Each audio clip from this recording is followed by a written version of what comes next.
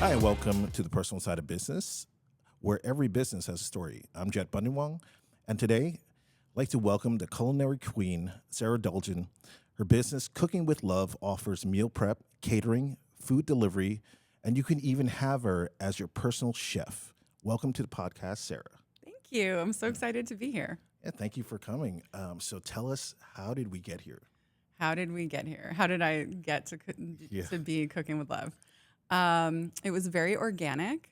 I definitely have an entrepreneurial spirit. I started my first business in college at NYU, and then this is my fourth business. Um, I took some time off of working to be a full-time stay-at-home mom for my little people. And then when I was going through a divorce, and also in COVID lockdown, I was, which is like just a nightmare, if you can imagine. Anyway, It was a fun year it's for a you. fun year. It was a fun couple of years. But anyway, I was trying to figure out what to do for work because I needed to go back to work at that time. And at the time, I have a lot of girlfriends who were working moms and who typically would order in or had meal delivery services or things like that. And people were texting me day and night, like, oh my God, okay, we're all at home and I'm cooking for 5 people and I don't know what to do. And I have one kid with a nut allergy and another kid with a celiac and I was just fielding these texts and calls all day, all the time on top of everything that was going on. And I was also trying to figure out, what am I going to do? I mean, I'm home. I have my 2 kids who were really little at the time, and we're stuck at home, and I need to figure this out, and I don't know how I'm going to do all of this. And then I just kind of had an epiphany one day, and I was like, I should charge for this. This is a lot. And you were serving out food for. I wasn't like, serving food. I was serving information at the Oh, time. okay. Literally, just this is what you can make and this is what you can do. But one of the things that I've always done for years, before Instagram, even on Facebook and stuff, is I love to entertain and I love to cook. It's literally like my love language. And I would always take pictures of the spread and post it and talk about what we were doing and things like that. So I've always been doing that. And over the years, people have been like, you should teach cooking classes, or you should, people would come over and eat my food and just be like, oh my God, what is the recipe? And I always say this because it is true. I don't use recipes. I cook with feeling. So You're like the Eric Clapton of the cooking girl, right? You just Yes. go off of feeling. Yeah. Just feeling only. Yeah. So, and I'm not a baker because that's a recipe thing. That's not really my forte. I can do it, but it's not my thing. Yeah. So, and I said, well, I don't know if I could do that because I don't use recipes. And so at this point, I was like, wait a minute, I don't need recipes. I'm just giving people advice I have all these tricks. And also my ex-husband had celiac disease. So I had sort of become, for years, a self-taught gluten-free cook. So I had a lot of tricks. And my brother was dairy-free. And if we had a family Thanksgiving, it would be dairy-free, gluten-free. I'm allergic to onions, which sucks. So Never heard of that. it's not a fun one, I can tell you. I hope I grow out of it someday. I'm 45. We'll see what happens. And so it was like, this free, that free. And I've just figured it out. And it was always really yummy. And everyone was like, how did you make that like that? But it's just my passion. So I decided in that moment to make what I love to do my job. And I formed a company and, went through that process, which I've done before. And at the time during COVID, I was just doing FaceTimes with people, and I would go into your pantry and I would help you organize things and give you ideas, or I would, write menu ideas for you and things like that based on your needs. And then once things calmed down and we got back to normal, I was able to go and actually cook for people. And there was a family that hired me to cook for them full time, which is kind of where I started doing the food delivery weekly thing. And I still work for them all these years later, and I love them. They're an amazing family. And they have multiple homes across the United States, and now they will fly me to their home that they're going to go stay at, and I will cook and freeze food for them before they get there so that they're still eating my food wherever they go, which has been great. So that's just one of the things that I do. But that was sort of the beginning of it. So when you're not going off recipes, or is there a baseline of style of cooking that you like to start off with? Like, Yeah, well, healthy cooking. okay, So that's my thing, right? I believe that you can eat healthy, but it can also taste good. And I think that's a misnomer that a lot of people feel like, oh, it's going to be healthy. It's going to be yucky or bland. I love spices and I'm into all kinds of spices. I find my spices on the line and like things you can't find in the store. I love Moroccan and Israeli, Mediterranean. I make Indian and African food too, and I'm all over the place. Italian for sure. That's easy though. now how are you learning these sort of like Yeah. freestyle recipes? Do you taste it and you start to dissect the ingredients, or do you read it from a recipe book first and then just start, okay, now I'm going to make it my own? I think it's a combination of a lot of things. Part of it is places that I've traveled to where I was super inspired by the food and wanted to come home and try to figure it out myself. Like when I went to Israel for the first time, well, the only time I've been there actually, but I went all around Israel and I was just like, this is hummus. Like I've never had hummus in my life and I'm going to figure out how to make it. And I made hummus every week to try to perfect it. And I think I got it down. But now I make all different kinds of hummuses, and that's kind of one of the fun things to do with that, because you could make carrot hummus and lemon hummus and whatever, all sorts of things.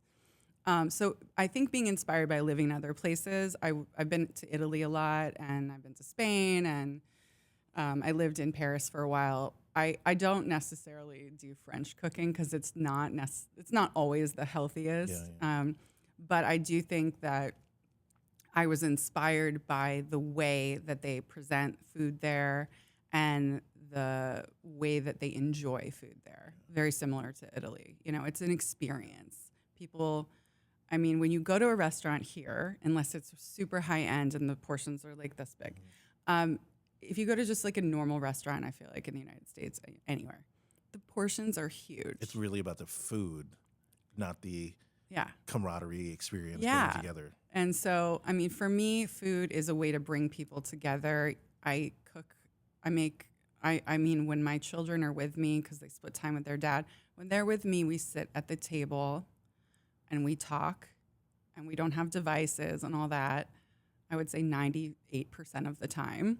And we set the table, we do the whole thing. I like to have candles lit and all of that and just have it be a bonding experience. And then we can talk about the food and we can see what everybody likes and doesn't like. And then I make mental notes for next time. I just love doing that. That's why I love entertaining. I like to bring people over. I do wine and cheese nights. I've been doing that since college. It's kind of one of my things that I do. And a couple of my friends once in a while will just be like, hey, you haven't had a wine and cheese night in a while. Like, when are we doing that? And I love to do the cheese board because it looks, to make it look pretty and do interesting combinations with things. And just trial and error, I think, is the way I cook. But once I get into something, like, for example, I make shakshuka, which is an Israeli dish. It's become more popular now in restaurants for breakfast dishes. But that was, again, something when I was in Israel I fell in love with. And I came home and I was like, I'm going to make shakshuka. And now I make Mexican shakshuka and this kind of shakshuka. I was just going to ask you Yeah. if over time, because you're not sticking to quote unquote recipes, Yeah. if there's a fusion that starts to happen. I love fusion. I think that is so much fun. And I find cooking to be just such a creative process. I think it's like my art form. And I do really enjoy doing fusions. I've done some interesting ones, and it's like, let's try this. What's the most interesting I'm trying combination that you think you've put together? What was an interesting? I did. There's something too that we're like so far away from each other. You're like, no one's going to build a restaurant off of this. Yeah, probably. I think there was one dinner where I did a Moroccan Indian fusion night. That was actually delicious. Yeah. Everybody loved it. That sounds good. It was a good it worked. I think when you're working with for example, I don't think Italian food is the best to do a fusion with. It's kind of its own animal. I agree. You know? But I think when you're working with certain kinds of spices, make curries and ginger and things like that, you can kind of get a little creative and in that space. Is fusion really? Does it really work when one side of it is a little bit stronger than the other side, and the other side kind of just blends in with it? Yeah. Or should both of them be a strong taste? I think it just depends what you're making because I've done it both ways. I think it just kind of depends. I do find that when you're going with, I think I'm trying to remember what I made and I can't remember it, but when I did the Indian Moroccan, those are some strong spices on both sides, but there are some crossover spices. I feel like they're like cousins, Yeah. And so that was an easy one to have I think everything was equally strong and it worked. I'm trying to think of other ones that I've done. Okay. Now, I'm sure it's not just about the cooking, private chef experience for people, but you also do meal prep and kind of do catering as well. Yeah. What are some advantages for someone that has never even thought about getting meal prep for them? Because I think you and I talked about it one time that it can really help them if they're allergic to certain things, right? Oh yeah, I mean, I'm allergic, like I said, to onions. It's really challenging for me to eat out. It doesn't always work out, even at places who care about allergies. It doesn't always work out because it's the whole onion family, and that's very challenging for a chef in the kitchen at a restaurant, which I totally respect and understand. And I sometimes get onioned, as I call it. I think that if you have a food allergy and it's challenging to eat out, and there's always a nervousness about it. Like even if you go to a place that says, "Oh, we're allergy, sensitive," and that, you're still a little bit nervous about it. And so if you hire somebody to cook for you, you don't have to even worry about it. It's taken care of. There will be no problems, right? And I think that that's a benefit, especially if you have an allergy or a sensitivity, or honestly, even just some preferences. Yeah. So I have clients who don't have allergies, but they have very strong preferences of things that they just do not like and don't want to have. So each of my clients has, when I first start working with somebody, I have about a probably 20 to 30 minute phone call with them. And I ask them a gazillion questions and I take copious notes, and then that's their file. And I ask them questions that they're like, well, no one would. What do you ask? I've never even thought about that, but I'm talking about spice level, specific spices, vegetables that you like, don't like, all these different things, the way that you like certain things cooked. It's a very detailed one-time phone call. Don't worry, it doesn't happen more than the one time. But it really helps me navigate making that person happy or that family happy. And sometimes, and often, when I cook for families or multiple people, even for a catering event, which I do all the time, I do dinner parties all the time for people. I have a couple of clients that hire me all the time. Are you taking everyone's preferences? What I'm doing is, we have one person who's vegan, we have one person who's celiac, 8 people are coming for dinner. We don't like this and this and this, and I've got it all and it's handled. And then they don't have to worry, because that's a lot to manage. Not for me though. Yeah. That's easy for me. Do you start to go into different types of dinners in that situation, or it's mostly the same dinner, and the person who, let's say it's vegan, doesn't get certain items? Or no, everyone's taken care of. So in that scenario, everything is safe for all people. And it would be, let's say there's one person that's vegan, but the person hiring me for the dinner wants salmon. Then there will be a vegan dish. There'll be a vegan protein for the person who's vegan. Yeah. And it will go with the rest of it. And then they can all have some too. So everyone's taken care of. But I mean, I did an Airbnb weekend for a client for a 60th birthday, and it was 20 people. They had two in Carlsbad. They rented two Airbnbs on the water. It was just gorgeous, and I was the private chef for the weekend, and we themed every meal had a theme. I also kind of curated the weekend food wise. And also I made goodie bags for everybody. I organized the fridges were stocked and the pantries were stocked. Everybody gave what they wanted, in an email for breakfast. And then I came in and did all the meals. I have a wonderful guy that I work with that is an incredible bartender and has a great staff.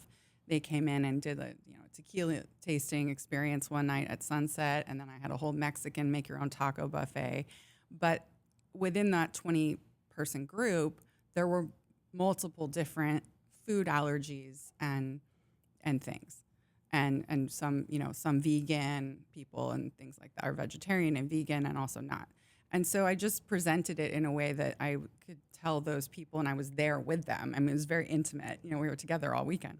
I was only, person there that was Part in of the group. Yeah. And I could tell those people, you can't have that. This is the one thing you can't have, but you can have everything else, or, whatever. So, which I find I don't find it that challenging. I just find it kind of fun because, I don't know, it's like a fun challenge. And I'm assuming those people at the end of the weekend or the experience end up really appreciating that, right? Because it's because they just don't have to worry about it. And even though you love doing that, that's still a lot of work. It could be if you have a group of people, and I would think even just 3 people have certain allergies or food preferences. Now you got to start to really get creative in that, right? Yeah. What's the biggest challenge that you've ever had in terms of making a dish for someone's preference? Is there any meats or something they really couldn't have, but it was part of the main part of the dish? Actually, what I'll tell you is, the first time I did it, it was a challenge. It's not anymore. But I also, one of the other things that I actually am doing, just did it this week. I've been hired to bring food to women or people. So far, it's been women who are going through chemo, post having a breast cancer situation and having chemotherapy. When you are going through something like that, first of all, your appetite is bad, right? But also, you really need to eat an anti-inflammatory diet, and you really shouldn't have a lot of certain things. So the first time I did it, which was for a dear friend of mine, I researched the what out of it, and I just figured out how to do it. So that was a challenge, but I wanted to make sure that she had what she could palate at the time and what she could handle. And then she has, I guess still, 2 teenage kids that needed to be fed. So it was like food for her and then food for them, separate. Food for them was easy. Food for her was a challenge that one time that I first did it. And then I've since done that several times, and now I've got it. I know exactly what to do. I am also this week catering. I've been hired to deliver food for somebody who's having renal failure and had a kidney failure issue. That is very specific, and that's a whole specific set of foods that person cannot have. But there's also a specific set of foods that are recommended. So I researched that. And so on Friday, I'll be delivering food for that family, and the food will be catered towards the person who is having the problem, but it's all going to taste good and be yummy for everybody, and they can have it together. I mean, that's amazing, because I'm going to guess that there's a lot of people with ailments or illnesses that aren't even aware that they should be eating a certain way. And if they were to come to someone that was meal prepping for them, you'd be like, oh, this is what's happening to me. And then you're doing the research where they're just eating whatever they eat. Right. And I think one of the things that I always say, I think it's on my Instagram and my website and stuff, is that I make food that loves you from the inside out. And I think it's really something that a lot of people don't really understand how important we put into our body is. I mean, I'm lucky, I'm really healthy, but I also have over the years, I've learned, my body doesn't respond very well to like certain types of things. I'm just really in tune with that, but not when I was younger, and not for a while. I mean, I was a vegetarian when I was younger for a while, and I used to eat so much soy product, and I would always have a stomach ache after I ate, and I was like, God, what is going on? Well, eventually I figured out when I don't eat soy, I don't have that. So my body just doesn't process soy well, and I don't eat soy. I will not have tofu anymore. I lived on it for years, and I was just like, I guess every time I eat, I don't feel good. Yeah. That sucks. And it's interesting because I think we kind of forget that, and I think with social media and things online, you see people that are like, oh, that guy looks like that, or that woman looks like that. I'm going to eat whatever they're telling me, and we're so individualized. So many thoughts on that. Yes. Go ahead, let's explore this. So I have a really good friend from growing up in Tucson, Arizona. Her name's Megan. Hi, Megan. And she is a nutritionist, and she's a million different things that it would take too long to list. But we've kind of gone back and forth a little bit about this on Instagram because she talks about this, and I am constantly feeling this way. There's a lot of influencers out there right now, specifically, I would say young girls who are really thin and young and pretty and cute and very healthy looking, and they're talking about what you should eat and what you should do and the supplements you should take, which they're being paid to promote, of course. A lot of them are just literally actresses or actors, and everyone is just glued to their phones, and a lot of people are trying to figure out, how can I be more fit? How can I lose weight? Of course, there's the whole Ozempic, trisulfide thing going on. There's that. But then you have this whole other side of it, which is like, for people who don't want to do that, this is how you can do it naturally, And there's a ton of supplements being pushed. So many. I see it all the time on my feed. I mean, it's wild. And it's all kind of the same vibe. It's the girl in her workout clothes, and she looks really fit, and she's cut, and she's like, if you just do this every day, But that might work for some people, but it's not a one size fits all. And I think the more that you can learn about how and pay attention to, when I eat this, I have more energy, I feel good. I have learned about myself, which is funny because I was a vegetarian for a long time. I need to eat red meat. I just do. And I eat red meat, and I feel much better. And I feel better on lots of levels. It's something my body just works better that way. That's not for everybody, but that's something I've learned over the years. And that was trial and error, But I think if you can kind of pay attention to what you're eating and how that makes you feel. For example, I'm super sensitive to sugar. I don't really like sugary things. I don't like sweets. I don't like chocolate. I'm weird. My mom is always like, how are you from my body? Like, so strange. I feel like there's a certain level of chocolate I would go to, like milk chocolate, and then after that, when it starts to get a little bit too cocoa-y, yeah, it's like the hearty, chocolate the cocoa cake. Yeah, like this is good chocolate. Yeah. And I'm not saying that there's anything wrong with chocolate, or having a little bit of chocolate here and there is fine. But I know that if I eat something, if I share dessert with somebody, which I normally wouldn't do, and then I know that the next day I will not feel good. And I don't want to not feel good. So I just sort of usually don't. And that's a tough part, because I've been going through this experience too for the past, like, say 6 or 7 years. And I'm like, now I'm 46.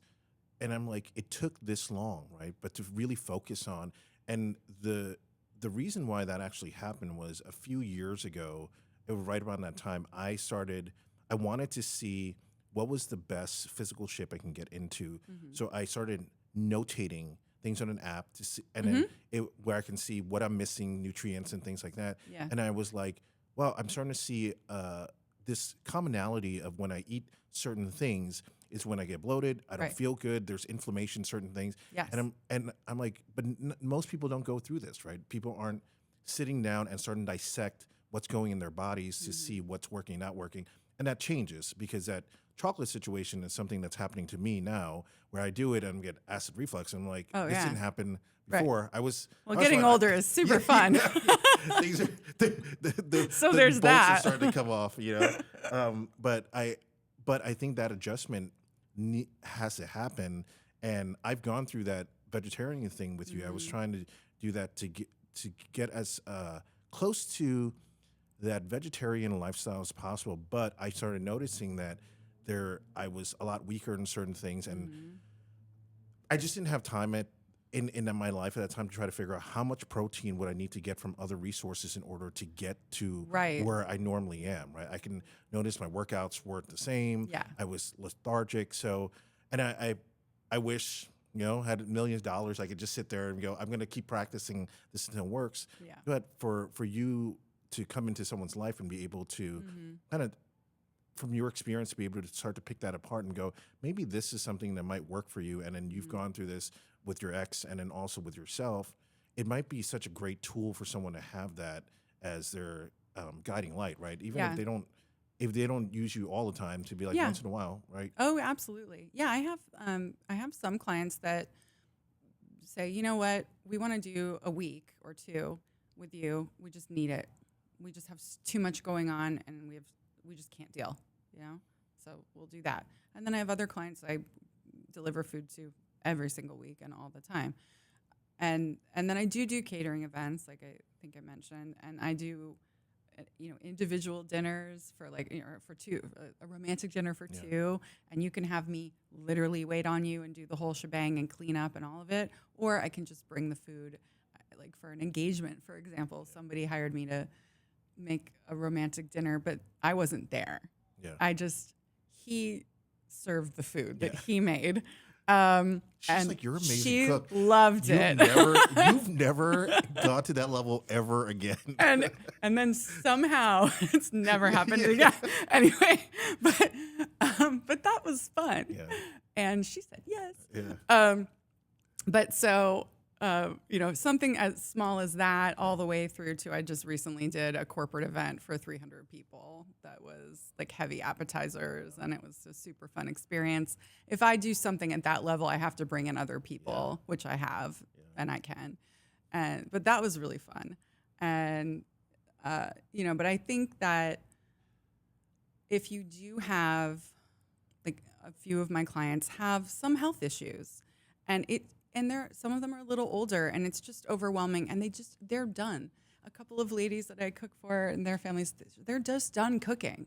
She's like, one of my clients is like, I cooked for the kids. I'm older. I'm 80. I'm done. I don't want to cook anymore. But we want to take care of our health. And when we order in or go out, we don't really know what's happening. Yeah. And that's the thing about that. I mean, there's nothing wrong with going out to eat. I love going out to eat. I love exploring new restaurants. It's one of my favorite things to do. And I do get inspired by other chefs and by other people's food all the time. And if I go out and I have an amazing dish, I'm like, ooh, I want to see if I can recreate that at home. Yeah. I'm making something this week for somebody that is this corn dish from a restaurant in New York called Miss Lily's. And it is so specific, and it's so darn good. If I'm in New York, I've always tried to go get it, and I just have worked on it for years to try to recreate it. I think I've figured it out now. So I'm making like a Jamaican style dinner for somebody with that corn. And I did mention when I was talking to the client about where I got the inspiration for this particular thing, because we're going through the menu, and I said Miss Lily's. She goes, Miss Lily's? Oh my God, I've been there. I'm like, what? She goes, you can make that corn? I'm like, yeah. Pretty. I mean, maybe not 100%, but I'm like 98, 99. You're like a recipe stalker. Yeah, like but without the recipe. Yeah. No, but I think it's like anything creative. You pull inspiration from all different kinds of places, and even as silly as this sounds, I got a spice blend from Spice Way, which is one of my favorite spice companies, because they've got all the good stuff. And they also have spice mixes that don't have onions in them. Wow. And that for me is a big deal, because I really am into these unique spices. But often when you get the combinations, there's onions in it. But they have a Moroccan spice blend that I just absolutely love, and I use all the time when I make tagines and things like that. And but from just reading that Spice Way, combination, I thought, oh wow, what could I make if I took like that spice, and that one, and just separated that out? And so I don't know. I'm weird, No, I mean, but I love this no, work. that's great. I think my question to you is, what happens when, um, I don't know if this is something you've looked down the path, but if you want to extend your business where it's not just you cooking, right? You have a team of people, and there's multiple things going on. Have you ever thought of like, it's just all I my don't brain, know. I mean, I don't know. I feel like I'm just really fortunate to have figured out how to love what I do, and specifically to curate a work life around my most important job, which is being a mom. The work that I do around my schedule with my kids, and I can work while I have my kids with me in the time that they're with me. So, for example, we're on summer break right now, and my kids are not in camp until July, and they have been home with me. And I have had more catering events in the last 3 weeks, all together on top of my normal delivery stuff, and then a bunch of last minute extras, and we're having a blast together.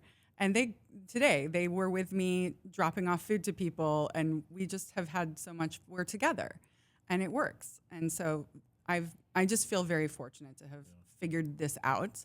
Where it goes, I'm totally open, and I just the universe bring it. I don't know, whatever. I'm open. Now, the other businesses that you had prior did you have that flexibility as well? The other businesses that I had, I was not a mom, so it was different, right? My first business in college, I worked from home, and I did something that's so funny because I was doing this. Oh my God, it was, I think, '01 maybe. '01. It's electric muscle stimulation, and I learned about it somehow, some way. And so I got all the stuff, and people would come and like lay on a massage table, and I would hook them up to the electric stim, and they could literally work out, but like go right back to work, no sweat. And it's funny because now it's really hot right now, but there's like, I don't know if you've seen people in the suits where they have the EMS. I do it. I go to Fire Snake. It's my favorite 25 minutes of the week, almost. It really is. I feel so great after I do it. It's a game changer. But anyway, so I was doing EMS back then. That was my first business, but I was also still in college. So I was going to school, and then I was doing my work hours around going to school, and I was also interning someplace at the same time. So I was doing all sorts of stuff. That was the first one. And then similar to that, I also learned how to do a treatment called endermology, which is a French treatment. It's this huge machine, and you have to be trained to do it and certified. People wear a bodysuit, and it's this machine that you roll it. You have to know how to maneuver it, but you roll it over someone's body, and it tightens loose skin, does lymphatic drainage, and gets rid of cellulite. So I was certified in that and opened a business in La Jolla where I did endermology, and I also had a jade infrared sauna that people could get into and lay like a little cocoon and meditate in there with the infrared light after. So you would do the lymphatic drainage, then get in the sauna and sweat it out and just feel like you're floating when you left. I loved that work. It was the best, and I met so many incredible people also doing that work. It's very intimate. I feel like what I do now is very intimate as well because I really know my clients. I feel like I mean, like I said, if you're delivering food to someone who's going through chemotherapy, and one time I was delivering literally to the hospital, and the husband was picking the food up from me, and he just had tears in his eyes, and it was very intimate. So I really do cook with love, and I do feel like it comes through. But the other kinds of work, those other things that I did, it felt that way too for me. So I think this is just sort of how I need to be in the world. Well, I think it's even more so because you're not going off of measurements. No. You're going off of what your like what you're it's essentially Yeah. you, right? Like Right. you're putting in, this is what I think it needs to taste. This is how my Mhm. visually, this is how it makes me feel. So Right. you're sharing a piece of yourself for Yeah. those, and it's not just going off of here's a page of recipes and or Right. whatever measurements you got to go to. Yeah. I mean, it's funny because I think the sort of old timey cooking, if you will, with the Italian grandmas in the kitchen, that just a little of this and a Yeah, yeah, little of yeah. that, and even my one of my grandmothers who the one who liked to cook a lot, I don't think she had a recipe. She just figured it. She was like, this is how I make it. I don't know. Yeah. Here. Um, and so I feel like I'm a little bit more aligned with that way of cooking, and it's just how it goes. But when somebody loves a dish that I make and they want it again, I always tell everybody up front, if you start working with me, if you love a dish and you want it again, which happens literally all the time, right? You're going to have the same dish. It just won't be 100% exactly the same. It'll be almost the same. Do you have But I try to some sort of always make it photographic better. memory? Do you have a memory that I don't can think go? so. God, I wish. My daughter does. You should. I She's mean, lucky. I'd be curious if you ever make a notation about this throughout your business career. If you were to cook a dish X amount of times, how close does it get? Like if you were just tasting, go, let's get 1 to 10. This was Yeah. like the first time, right? Because Yeah. I don't know. It's something I haven't thought about, but I think it's weird. I make this, I'm just using something as an example. I make this Moroccan chickpea tagine with apricots. And I also make it sometimes with chicken, but when I do it with chicken, I add some slightly different things. But this chickpea tagine is a really popular dish that I make, and I make it for lots of different people. And I feel like at this point, I could make it in my sleep, if that makes sense, because it's pretty much always the same. But, when I'm putting in there's a little sweetness in it, when I'm putting like a little drizzle of honey, I'm like, yeah, that's the right amount of drizzle, and then that's it. More than that'd be too sweet. I just know. you're like an athlete with muscle memory at this point. Right, kind of. Yeah. You just Yeah. like I like that. I like that I'm an athlete. I'm like the least sporty person on the planet. So let's do that. Let's go with that. That's cool. I've compared you to Eric Clapton. I feel like, can we do this all day? This is so good for my ego. These are the metaphors I'm going to put it for you. Now, so for people that don't think that this is either could be a part of their life or even affordable, right? And you and I just discussed that they're probably spending X amount of dollars going out to eat. Why not have something that's a little more catered to your needs, your preferences, and and maybe an experience for you? Right. Well, first of all, the costs of everything have gone up. I think we're all experiencing that, right? And especially the cost of food has gone up too. So, I have a friend who went and took it was 2 moms and 2 daughters, and they went to Denny's for breakfast, and she said it was $78 for the 4 of them. I'm like, at Denny's? Yeah. Stop. That's crazy. And if I can put that into it's just nuts. And that's Denny's. So, and that's also so unhealthy, right? It's fun for a treat, but oh my God.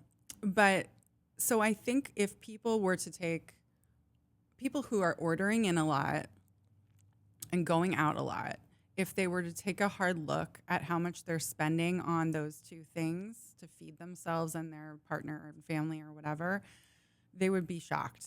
Even in 1 week, just look at it. And I will say that I have been told by clients, like, wow, I realize I'm actually saving money having you deliver food. This is crazy. Or, having me cater. Let's say someone I just did a dinner for like 6 people recently, and that person that hired me was going to get the food from a restaurant. She doesn't cook. So she was going to get food from a restaurant. She got a couple of quotes, and then she got my quote, and then I could tailor it to exactly what she wanted with all the, and also she knew it would be healthy. She knows I'm not going to cook with lard and butter and all this stuff. Like that, it was not necessary. I have a client who has literally, I cannot use any oil for at all. Oh. And people always go, wait, how can you cook without oil at all? I can. It's totally doable. I do it all the time. So there are all different kinds of ways to make sure that the food is healthy. And I think that you're getting an experience. You're definitely going to feel better. You're taking care of your health, and you get to pick how it goes, you know? And if you have allergies, you don't have to worry literally at all, which is so nice for people who have them. Which seems to, and I don't know if people become more aware of allergies or it's happening more because of whatever we're putting in our bodies. Yeah. But I'm starting to notice that there are a lot of people that I know that are like, oh, now I found out I'm allergic to this. And probably technology too, where we can do tests and Right. things. Well, sure, for sure. Yeah. And just quickly as we're wrapping up, to your business sense, since this is now coming to your fourth business, what is it that you've learned going into this fourth business that you wish you could have applied to the other businesses before? Oh, that's a good question.